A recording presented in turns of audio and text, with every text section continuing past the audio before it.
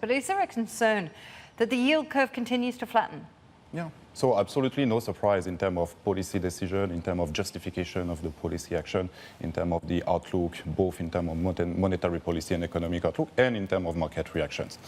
We were expecting the US dollar and the yields to come down post the decision. I mean, the US dollar has been on a rebound since September, a few days, actually a week before the decision. Looking forward, yes, we could expect a flatter US curve. Why?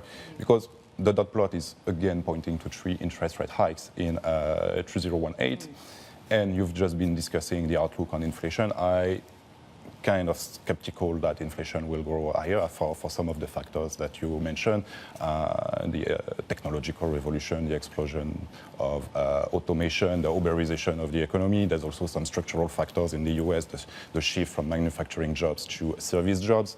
So all of these should actually keep inflation lower for longer, so that's why you will have a flatter US curve. Short-term rates will track Fed fund rate, while 10-year yield and longer tenors will remain quite around current level or very limited uptick in yield. So this was something of a non-event, really, Nicolas, for the US dollar. But there is the issue, and the big wild card for the Fed is the Trump tax plan. If it does get passed next week, and it is an ambitious time frame, what does that do for Fed policy? What does it do for the US dollar?